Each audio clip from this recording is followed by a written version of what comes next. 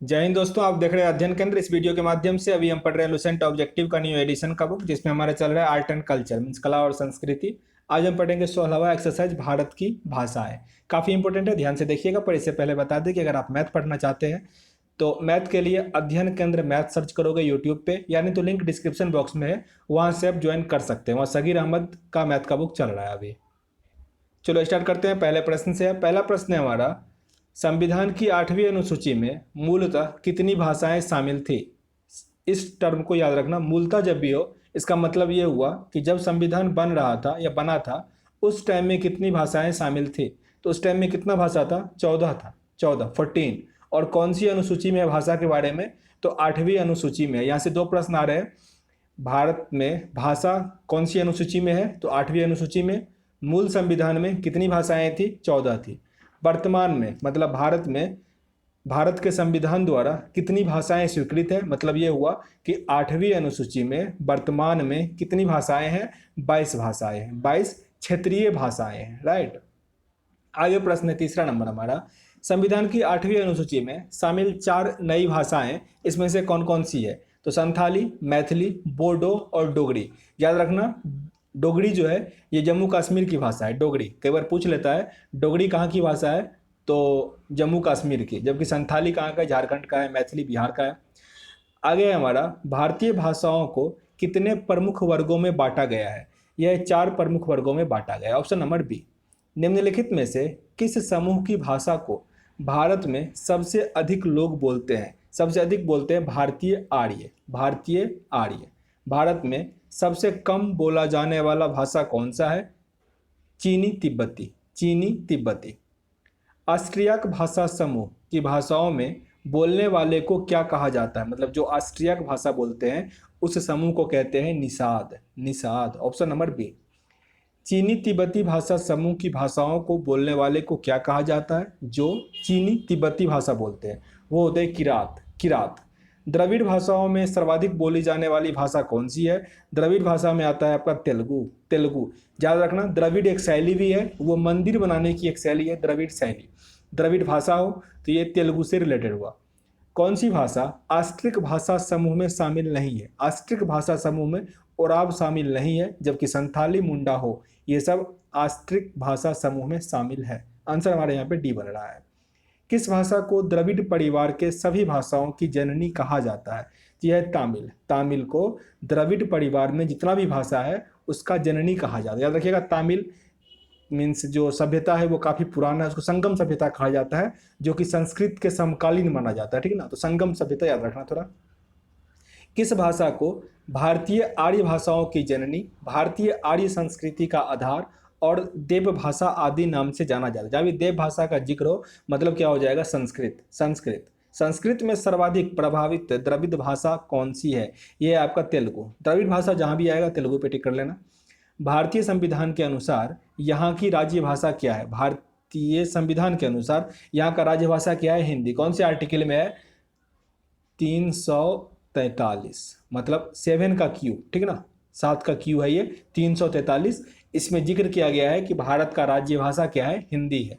याद रखना, राज्य भाषा है। ठीक ना, राज्य मतलब राष्ट्रीय होता है, राज्य लिखा है।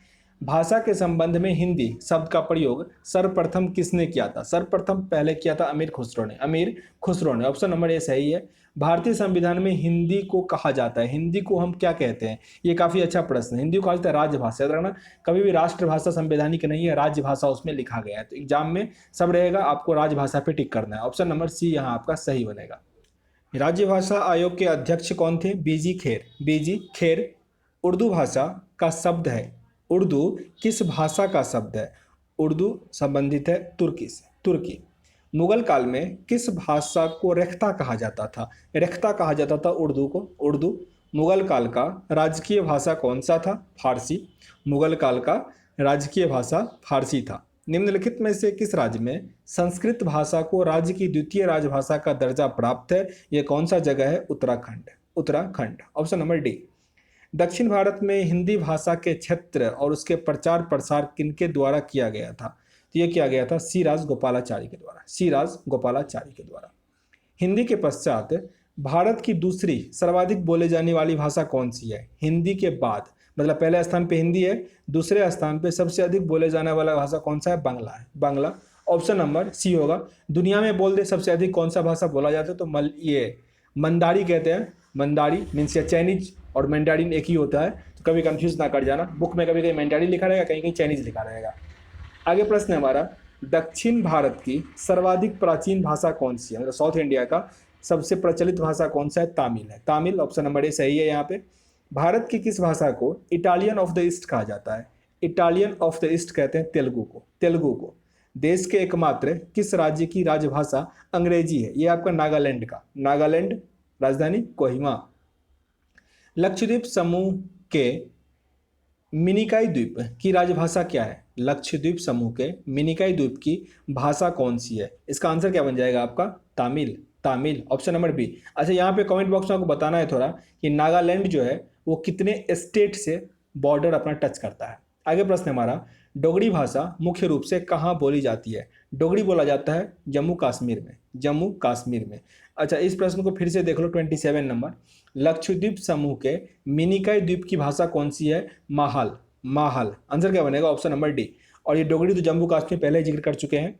भारत के किस प्रांत में कोंकणी भाषा बोली जाती है? कोंकणी भाषा बोला जाता है महाराष्ट्र और गोवा में, महाराष्ट्र और गोवा में। उस तट को भी कोंकण तट कहा जाता है, तो आसानी से टिक कर पाओगे एग्जाम में। आंध्र प्रदेश की राजकीय भाषा क्या है? आंध्र प्रदेश का राजकीय भाषा तेलुगु है, तेलुगु। केरल की राज्य भाषा कौन सी है? केरल का है मलयालम, मलयालम। नागालैंड का राजकीय भाषा अभी पढ़े थे क्या है? अंग्रेजी, राजकीय भाषा अंग्रेजी। किस भाषा को केंद्रीय सरकार द्वारा क्लासिकल भाषा का दर्जा प्राप्त है? क्लासिकल भाषा है तामिल, तामिल। ऑप्शन नंबर बी यहाँ आपका सही है। हिंदी को राजकीय भाषा या कार्यालय की भाषा कब घोषित किया गया था? ये कब घोषित किया गया था? 26 जनवरी 1965 को, 26 जनवरी 1965। आंसर है डी। कौन सी भाषा भारतीय संविधान की 8वीं अनुसूची में नहीं दी गई है? 8वीं अनुसूची में नहीं दिया गया है वो है आपका अंग्रेजी। याद रखना, अंग्रेजी और भोजपुरी, इस दोनों में काफ़ी कन्फ्यूजन रहता है, क्योंकि भोजपुरी भी काफ़ी फेमस है और अंग्रेजी भी काफ़ी फेमस है। तो अंग्रेजी और भोजपुरी नहीं है, जबकि नेपाली, संस्कृत, उर्दू, ये कोंकण, आंध्रा, ये बहुत सारा लैंग्वेज उसमें है, बेस्ट लैंग्वेज है। ये मैं जो भी बेस्ट लैंग्वेज है वो मैं टेलीग्राम ग्रुप पे डाल दूंगा, तो आप उसको ज्वाइन कर लेना। वहाँ पे कुछ कुछ डालते रहता हूँ, तो आप लोगों को भी मिलता रहेगा। तो मैं जो भी बेस्ट क्षेत्रीय भाषा है उसका लिख के उस पर डाल दूंगा, राइट। तो एक बार देख लोगे तो आप लोगों को भी क्या हो जाएगा? याद हो जाएगा। आगे हमारा प्रश्न है, कौन सी भाषा आस्ट्रिक समूह से संबंधित है? आस्ट्रिक समूह से कौन सा संबंधित भाषा है? खासी, खासी एक भाषा है, खासी, ग्यारो, जयंतिया, ये सब भाषा है मेघालय का। तो आस्ट्रिक समूह से संबंधित इसमें से खासी है। निम्नलिखित भारतीय भाषाओं में कौन सा भाषा द्रविड़ भाषा की उत्पत्ति नहीं है? द्रविड़ भाषा की उत्पत्ति मराठी नहीं है, जबकि कन्नड़, मलयालम, तेलुगु, तमिल, ये सब क्या है? द्रविड़ भाषा की उत्पत्ति है। आगे प्रश्न है हमारा, निम्नलिखित में से किस देश में अधिकतम संख्याओं में भाषा बोली जाती है? सबसे अधिक विविधता हमारे ही देश में है, तो भाषा भी क्या होगा? सबसे अधिक हमारे देश में होगा, भारत में। अंग्रेजी भाषा को भारत में शिक्षा के माध्यम के रूप में आरंभ किया गया था किनके द्वारा? मतलब अंग्रेजी भाषा के विकास में किसका सबसे अधिक योगदान था? तो लॉर्ड मैकाले का, लॉर्ड मैकाले का। याद रखिएगा, लॉर्ड मैकाले अगर ऑप्शन में नहीं होता तो हम राजा राम मोहन राय पे टिक कर देते, क्योंकि उनका भी काफी योगदान था इंग्लिश शिक्षा के विकास के लिए। बात की जा रही है 1935 की, 1935 की, ठीक है ना। इंग्लिश शिक्षा का विकास हुआ था लॉर्ड मैकाले के द्वारा। आगे प्रश्न हमारा, केंद्रीय भारतीय भाषा संस्थान कहाँ स्थित है? केंद्रीय भाषा संस्थान है मैसूर में, Mysore. Option number C. Bharat की प्राचीन भाषा कौन सी है? संस्कृत, संस्कृत। कौन सी भाषा देव भाषा है? देव भाषा भी हो तो क्या करेंगे? संस्कृत पे टिक करेंगे, संस्कृत। चोल शासकों की भाषा क्या थी?